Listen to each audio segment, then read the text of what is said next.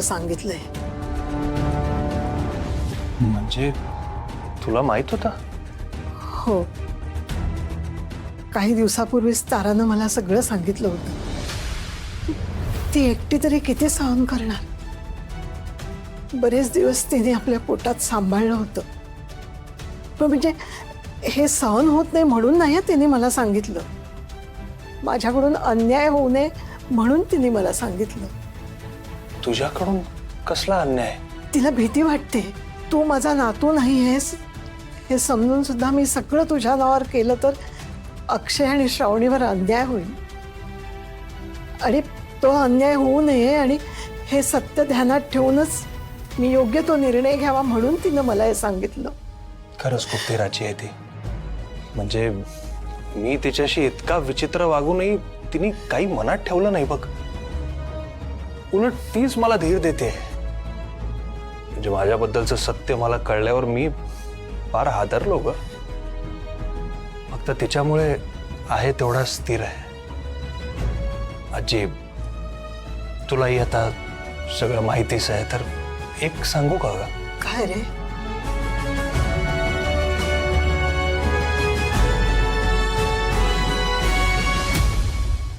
आजी, मी तुमचा कोणीही नसताना तुम्ही सगळ्यांनी मला इतक्या प्रेमाने इतक्या मायेने लहानाचं मोठं केलं. आपलं म्हणता येईल अशी माणसं दिलीत, हे घर दिलत. ही माझ्यासाठी सगळ्यात मोठी संपत्ती आहे.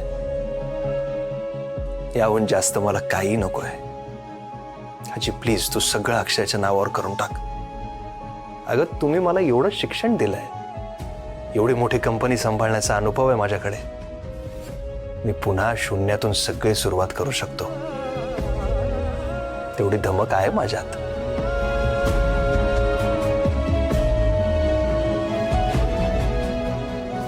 पंच्याहत्तर वर्षाच्या आजीला हे शिकवणार आता तू? तसं नाही आजी, पण खरंच माझा या सगळ्यावर काडीचाही हक्क नाहीये. तारा म्हणाली तसंच, जर तू हे सगळं माझ्या नावावर केलंस तर खरंच तो अक्षयवर फार मोठा अन्याय होईल. म्हणून मला काही नको.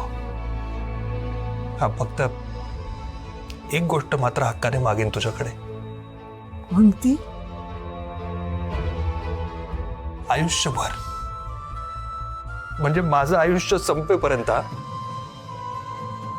मला तुला आजी पडू दे. माझी आजी माझ्याकडून हिरावून घेऊ नकोस कधी.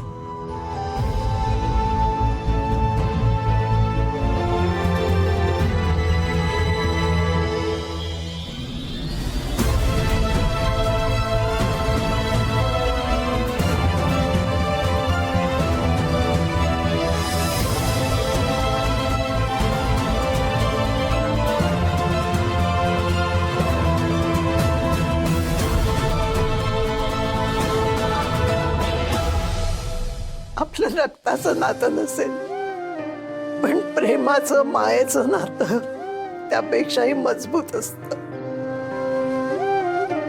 ते कधीही तुटणार नाही. माझ्या हृदयातलं तुझं स्थान कोणीही राहून घेऊ शकणार नाही. तू माझा नातू होतास, आहेस आणि आयुष्यभर राहशील. थँक्यू आजी. स्वतःच्या आजीला थँक्यू म्हणायला लाज नाही वाटत?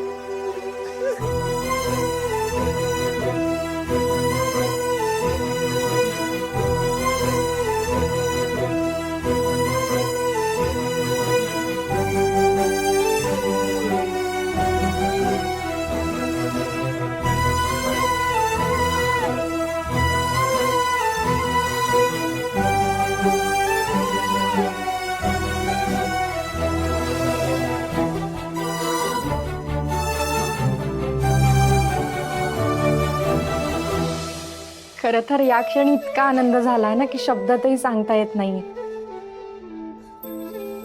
मनावरचं ओझं हलकं झालं, सगळा ताण निघून गेला.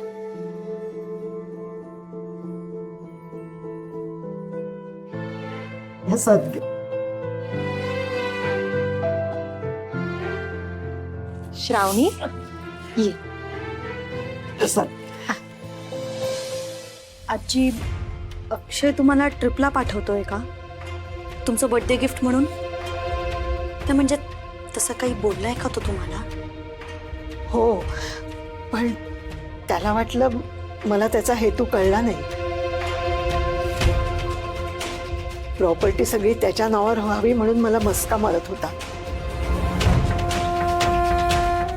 पण मी म्हटलं इतक्या वर्षांनी त्याला आजीसाठी काहीतरी करावंसं वाटतंय तर करू दे, म्हणून मी हो म्हणाले. अच्छा, आय एम सॉरी. पण त्याचे खरे हेतू तुम्हाला कळलेच नाही आहेत अजून. म्हणजे आजही त्याला तुमच्यासाठी काहीच करावंसं वाटत नाहीये.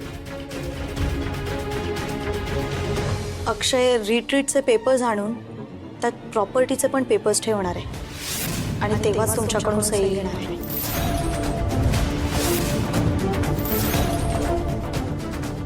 काय?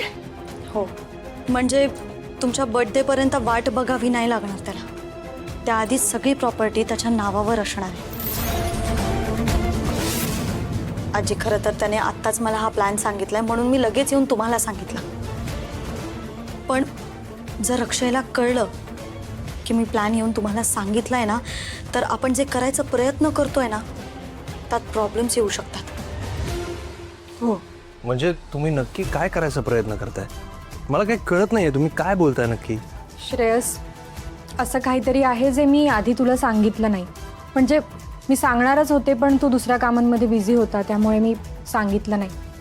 ॲक्च्युली आजी त्यांच्या वाढदिवसाच्या दिवशी जो निर्णय सांगणार आहेत या कल्पनेनेच घरातल्या सगळ्यांचे धाबेदण आणलेत.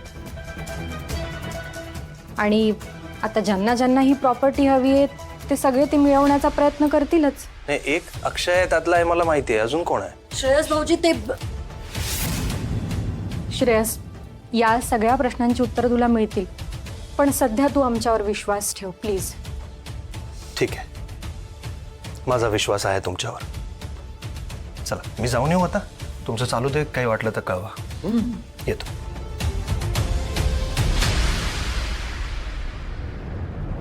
आजी, तुम्हाला अक्षयचा हेतू कळलाय हे त्याला कळता कामा नाही.